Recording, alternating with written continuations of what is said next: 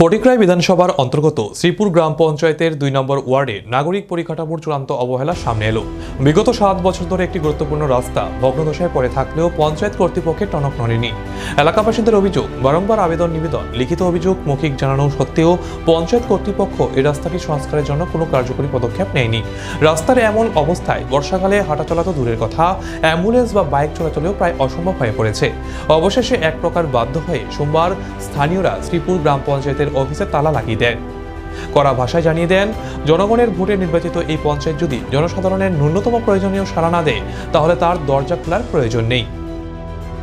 আমরা শ্রীপুর ২ নং ওয়ার্ডে আমরা ওই রাস্তা নিয়ে একটু কেন পঞ্চায়েত হয়েছিলাম।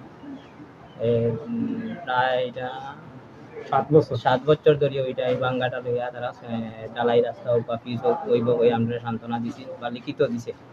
এই লিখিত দেওয়ার কারণে আমরা যে অপেক্ষা করি ডাইসিজন করাইব গেছে, ডাইসিজন করাইব করে কথা দিছে।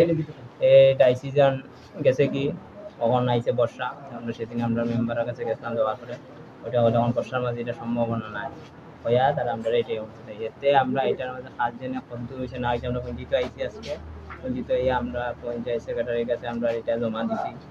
দেওয়ার পরে তাই না কইছে এটা এখন সম্ভব নয়, তারা আজকে এটা পাইছে।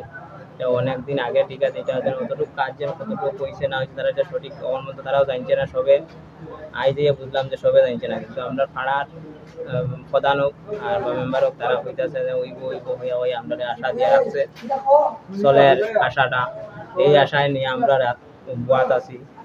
এতে আজকে আমরা পঞ্চায়েতের সামনে আইয়া সব পাড়ার ওই সব আর ডিসিশন না আইলে এটা সম্ভব নয়। হইব বছরও চাইতে পারে, ডেট কোনো দিছে না, কতদিন পরে হইব করে কোনো নির্ধারিত কোনো ডেট নাই। এটা হইব এই আশাটা খালি দিছে, আর কোনো ডেট দিছে না, কিছু না।